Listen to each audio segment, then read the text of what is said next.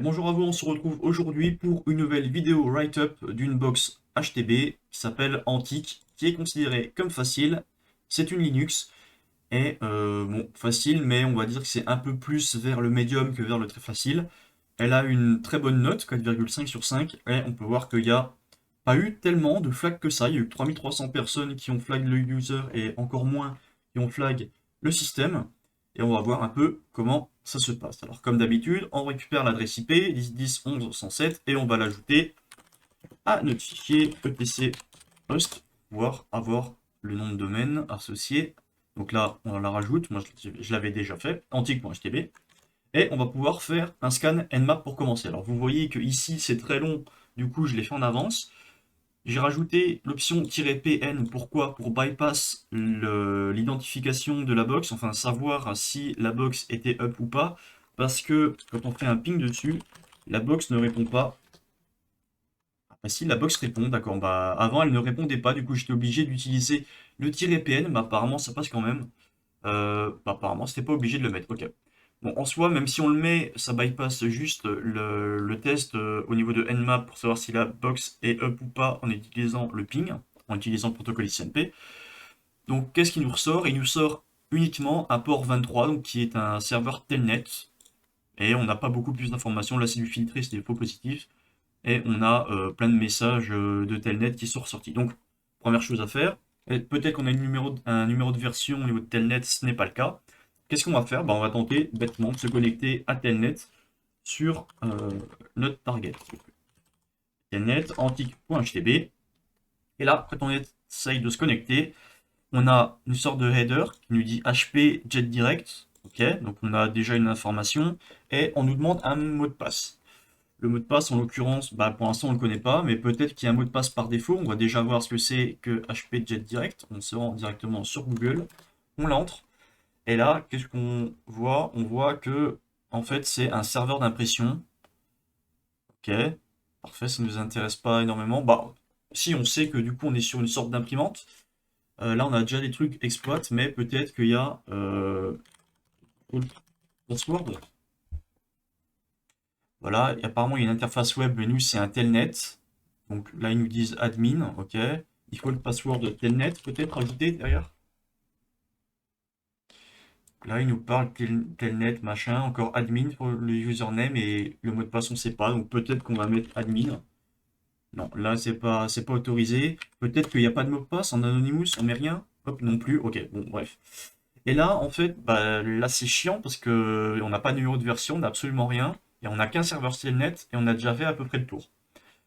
Là, c'est une des box où si on n'est pas habitué, si on n'a pas énormément d'expérience au niveau des CTF, on peut être vite bloqué.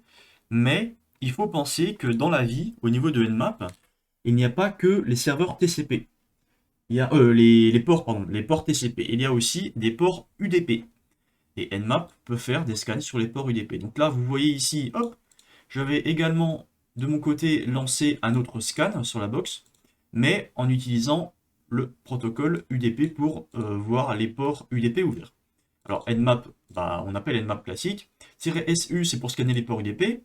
Et top port 200, c'est pour uniquement accéder ou tester les 200 ports, on va dire, les plus utilisés au niveau de UDP. Alors ça, vous pouvez retrouver directement au niveau de la documentation Nmap. Le "-pn", bah, parce que tout à l'heure, moi, ça répondait pas. Et le nom de la box. Ok. Donc là, il m'a ressorti un port UDP qui était ouvert. Alors, ils mettent ouvert ou filtré parce que UDP, c'est pas très fiable. Mais apparemment, on a un port qui est ouvert sur le son 61 qui correspond au service SNMP. Alors, si vous ne savez pas ce qu'est SNMP, c'est un protocole qui est notamment utilisé pour faire du monitoring sur des serveurs, sur des imprimantes, sur ce genre de choses. Donc, en fait, qu'est-ce que ça va faire? Ça va envoyer des informations concernant un appareil à un serveur. Si vous avez déjà fait un peu de monitoring dans votre vie, vous devriez connaître par exemple Centreon ou Nagios, qui sont des outils qui permettent de faire du monitoring de réseau. En l'occurrence, SNMP, alors, on peut aller voir hein, SNMP, à quoi ça correspond. Donc voilà, Network Monitoring, donc en fait ça envoie, C'est un protocole qui permet de faire du management et du monitoring au niveau du réseau et notamment des appareils qui y sont connectés. Donc là, on peut aller voir un peu plus la page Wikipédia si on veut plus d'informations. Et en gros, SNMP, ça va se baser sur une MIB. Une MIB, qu'est-ce que c'est? C'est une sorte d'énorme base de données dans laquelle on va pouvoir aller chercher toutes sortes d'informations sur différents appareils. Par exemple, sur la MIB, on peut récupérer au niveau de nous, de notre HP Direct, on peut récupérer par exemple la charge CPU actuelle de l'appareil.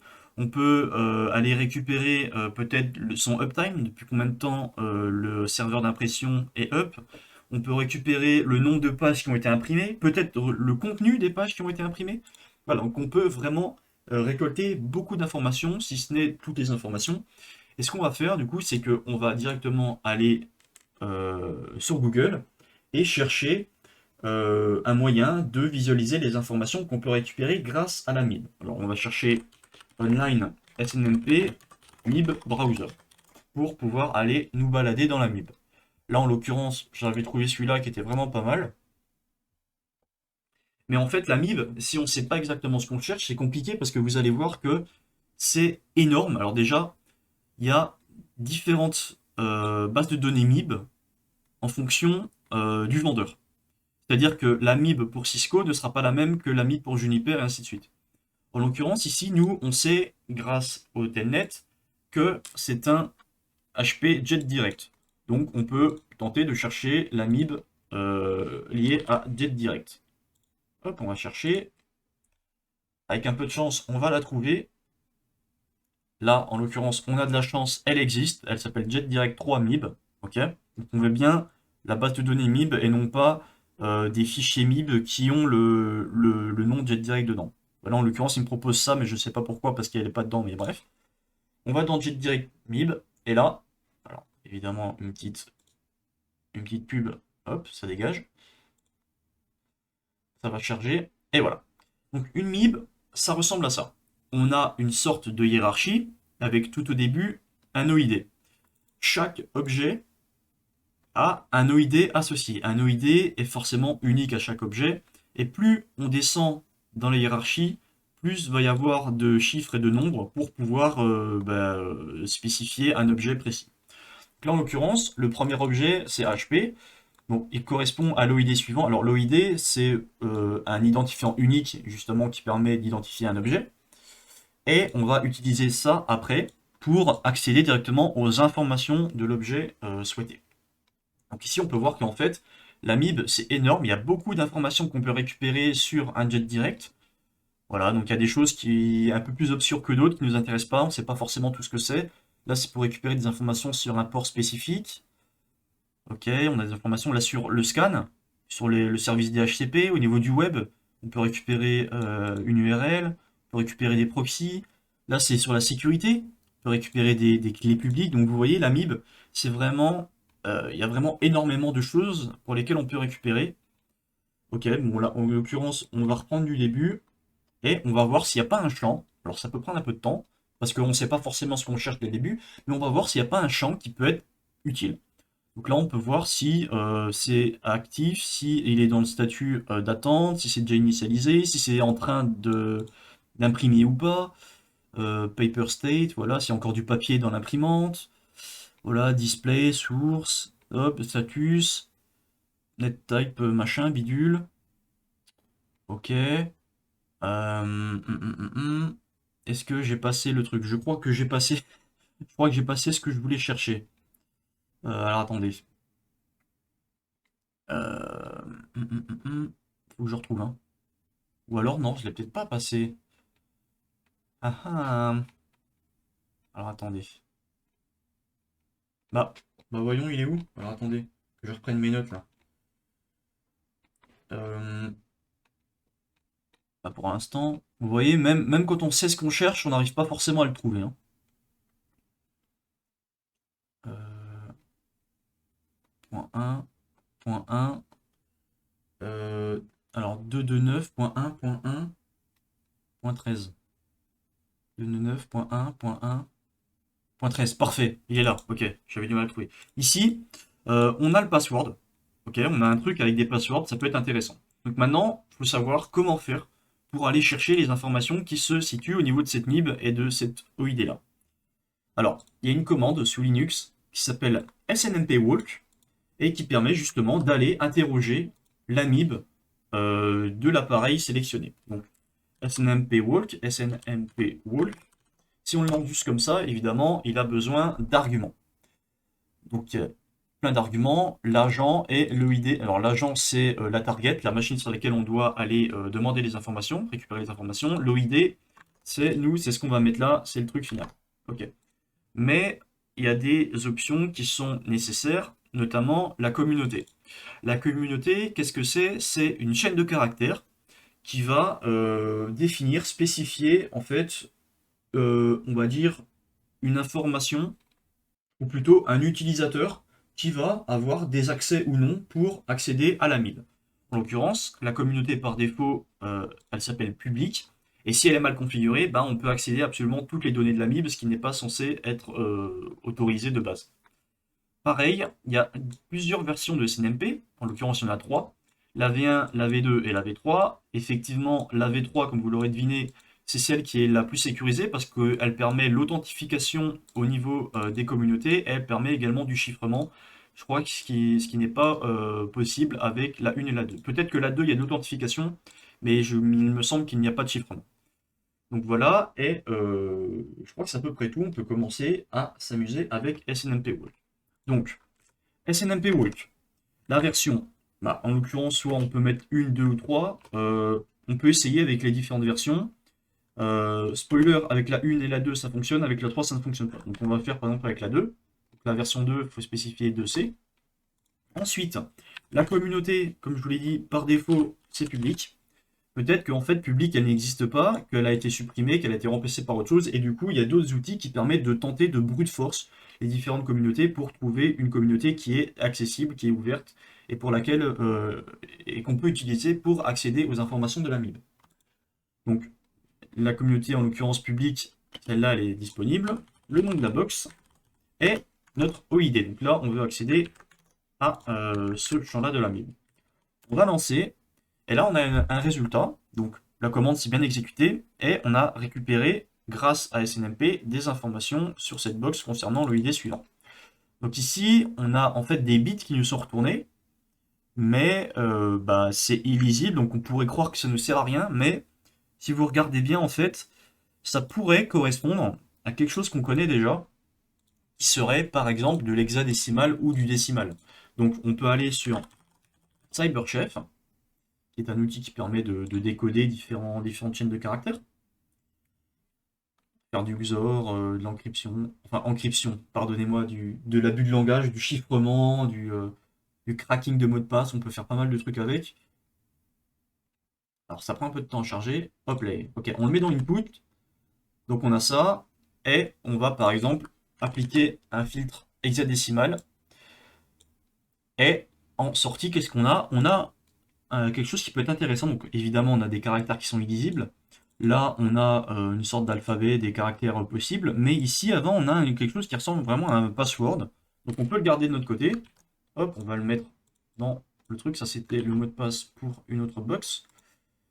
On récupère ça, ok. Bon, soit on a récupéré des informations avec la MIB.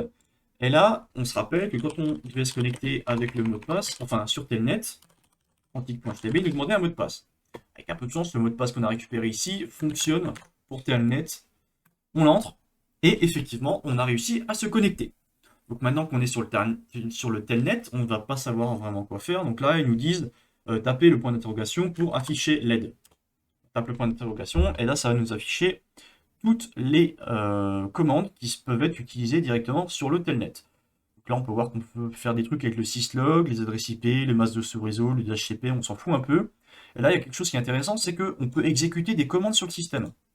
Ok. Par exemple, si je tape exec id, comme ils disent, hop, j'exécute comme si j'étais sur un shell bash, ou un shell classique Linux, une commande. Donc là, j'ai bien exécuté la commande id, et on voit que je suis connecté en tant que LP. Ok. Mais du coup, si on peut exécuter des commandes, ça veut peut-être dire qu'on peut exécuter un reverse shell.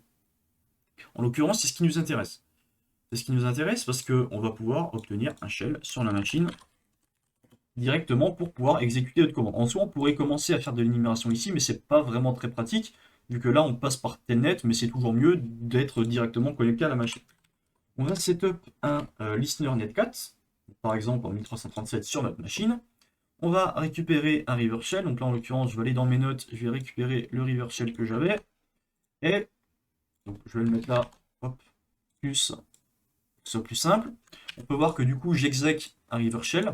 Alors là, le river shell, vous pouvez le trouver sur internet, c'est quelque chose d'assez connu pour obtenir un shell sur une machine Linux en utilisant du bash. Hop, j'exécute. Et là, effectivement, ils me disent qu'il y a un problème. Pourquoi? Erreur updating configuration. Effectivement, j'ai pas mis le exec devant. Donc là, j'obtiens bien un shell. Ok, donc là, j'ai un shell sur la machine. On peut upgrade un petit peu notre shell avec Python 3, n'importe y, y.spawn slash bin slash bash. Et voilà. Donc là, on vérifie, ID, on peut exécuter des commandes, on est de nouveau LP.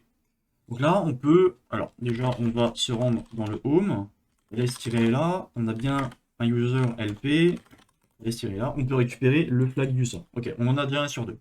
On peut aller regarder le /etc passwd pour voir s'il y a d'autres utilisateurs. En l'occurrence, ici, il n'y a rien de vraiment très utile, et on peut voir même que nous, de base, on n'est pas censé être un utilisateur classique créé sur la machine, on est un utilisateur service. Ok, donc, bon, on n'a pas plus d'informations que ça. Qu'est-ce qu'on peut faire? On peut faire des énumérations classiques, comme d'habitude, le petit find-term-4000 pour voir s'il y a des binaires SUID avec le bit SUID 7 positionné. En l'occurrence, là, on va pas trouver grand-chose. On peut faire de l'énumération classique, mais comme on a la flemme, qu'est-ce qu'on va faire? On va aller directement lancer du limpis. Limpis qui est un script bash qui va nous permettre de faire de l'énumération, on va dire, un peu plus automatisée. Il va lancer plein de checks et nous, on aura juste à regarder les résultats et à prendre ce qui nous intéresse. Donc, on va se mettre en serveur HTTP ici. Là, on va se rendre dans le /tmp. On va faire un wget de notre machine. 14.8 et limpiz.sh. Hop, on télécharge notre fichier, mais évidemment, liniz, il n'existe pas, donc c'est bien limpiz. Limpiz.sh. On le récupère, on le rend exécutable avec un chmod, et on l'exécute. Là, maintenant, ça, on peut fermer, on n'en a plus besoin. On va même se mettre ici, hop, les. Donc voilà, donc là, il va s'exécuter. On peut commencer à regarder un peu les résultats. Bon, alors, on récupère les informations du user, du système. On sait que c'est une Ubuntu 20.04, parfait. La version de sudo, elle n'est pas vulnérable. On regarde les informations, les softwares qui sont disponibles directement dessus, les process qui tournent en fond. Ok, il y a des informations intéressantes mais sans plus. Ok, là on a HTTP socket, donc apparemment on a quelque chose qui tourne, qui s'appelle cups 1.6.1. Ok. Network, bon, on a les interfaces. Et là, également, quelque chose qui peut être intéressant, c'est qu'on a un service qui tourne que en local. C'est-à-dire qu'il n'est pas accessible depuis l'extérieur, c'est pour ça qu'on ne l'a pas vu donc, au niveau de TCP, c'est pour ça qu'on ne l'a pas vu avec le premier scan Nmap, vu que ici ça tourne en 127.0.0.1, c'est pas accessible depuis l'extérieur. Donc on peut aller voir à quoi ça correspond. Linux Core 631.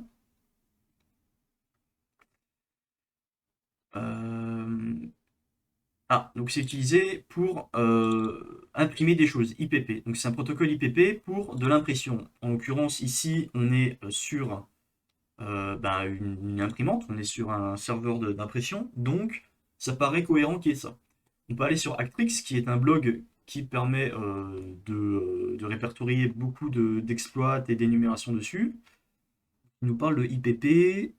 Donc là, il nous reparle de l'implémentation de CUPS. Ça, c'est intéressant, vu qu'on a une version de CUPS. Ok. Soit peut-être que. Donc là, c'est notre piste, on va dire, la plus probable. On va voir après si, avec la version de CUPS qu'on a, il y a des choses qui sont vulnérables. Mais on peut continuer aussi d'énumérer un peu la machine. Là, au niveau des utilisateurs, on n'a rien de bien spécifique. Pas sur Policy. Là, il n'y a pas grand-chose qui est trouvé ici au niveau des softwares. On a le fameux FTP, mais bon, rien. Ok, on continue, on scroll. Là, c'est les bits SUID pas grand chose. Les BTSGID non plus. Les capabilities, il n'y a pas de programmes qui ont l'air de vouloir nous aider. Ici, peut-être qu'il y a des choses qui sont cachées dans des fichiers de configuration, des mots de passe qui traînent, des users, autre chose. Là, non, bind port. Ici, peut-être que des mots de passe dedans, non plus. Bon, on peut voir que finalement, top 200, enfin là c'est lié à Linepeace, donc ça ne nous intéresse pas. Bon, pour l'instant, du coup, on va se focus sur notre cups parce que c'est ce qui a l'air d'être le plus intéressant. Si on tape sur Google cups 1.6.1, qui était notre version, avec derrière évidemment le petit mot exploit, ici on peut voir qu'il y a différents exploits qui ont l'air d'être présents pour les versions de cups inférieures à 1.6.2. Ça a l'air d'être des CVE assez connus. Par exemple, si on va sur le premier, qui est un blog, j'imagine, et il nous montre qu'il y a l'air d'avoir un exploit directement Metasploit lié à ça. Ça nous explique un petit peu du module, machin, ok. Ça a été disclose en 2012, donc c'est lié également à une CVE, et il nous montre comment utiliser le module, donc Meterpreter, Run, Escalate. D'accord, donc il faut d'abord avoir en fait un shell sur la machine, et ensuite on peut utiliser ça pour private. Bon, en l'occurrence, on a la flemme d'avoir un Meterpreter directement sur la machine, donc on peut par exemple aller chercher un script bash qu'on pourra exécuter de manière plus facile sur la machine. On peut voir que c'est toujours la même CVE, donc de 2012. Et ici, on peut voir du coup que c'est uniquement un fichier .sh qui est beaucoup plus simple. Donc, on voit comment ça s'utilise. Donc évidemment, on le télécharge sur la machine cible. Et normalement, on a juste à l'exécuter. Il n'y a pas besoin il y a besoin d'aucun argument.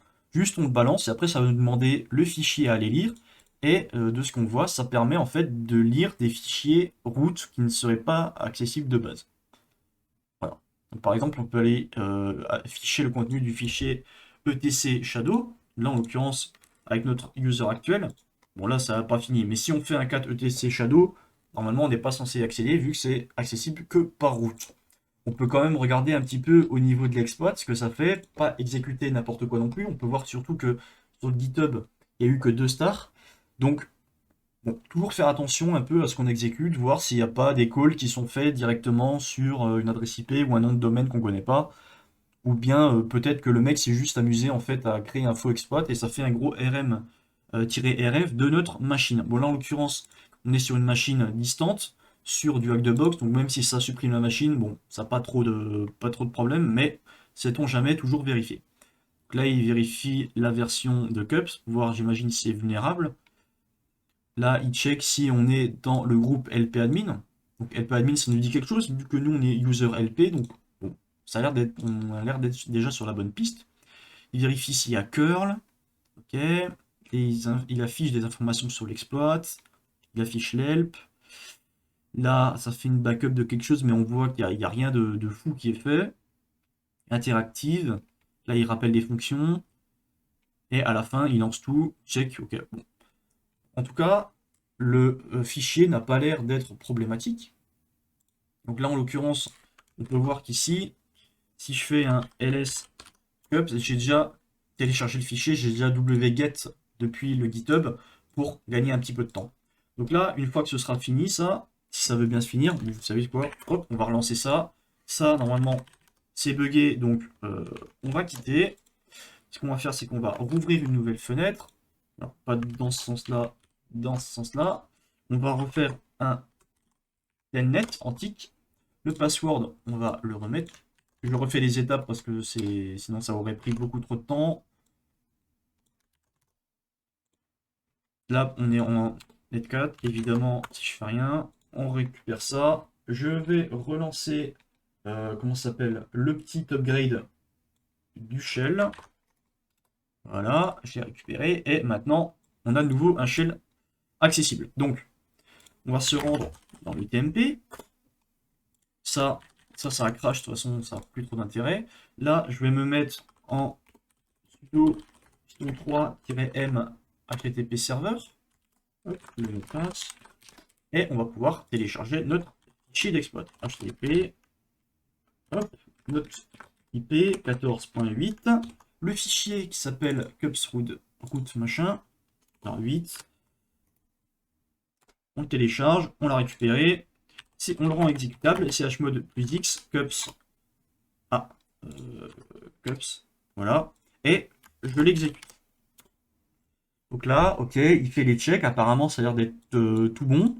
Et ensuite, voilà, ils nous disent quel fichier vous voulez afficher. Donc, par exemple, bah, on peut afficher le contenu de ETC Shadow. En l'occurrence, ça a fonctionné. On a réussi à afficher le contenu de ETC Shadow. Mais nous, pour la machine, qu'est-ce qu'on veut? Bah, on veut récupérer le flag root. On sait où est le flag root. Il est tout le temps au même endroit sur une machine Linux. Il est dans /root.txt. On tente d'y accéder et on a récupéré le contenu de notre fichier root. Voilà, bah, du coup, la machine est finie. On a réussi à exploiter une vulnérabilité de Cups. Alors, on l'a exploité très vite, on a utilisé un script qui lui, l'a exploité, mais on a réussi à lire le contenu du fichier root.txt en tant que root. Du coup, on a terminé la machine. Voilà. Donc j'espère que ça vous aura plu. Celle-là n'était pas forcément évidente parce qu'on a utilisé des protocoles un peu sombres. SNMP, c'est pas non plus tous les jours qu'on l'utilise. Et Cups, encore moins, surtout que celle-là, il y avait une version vulnérable. J'espère que ça vous aura plu. Si vous avez des questions, n'hésitez pas à les mettre dans les commentaires, à vous abonner et laisser un petit pouce bleu, ça fait toujours plaisir. Et on se dit à la prochaine. Allez, bye bye.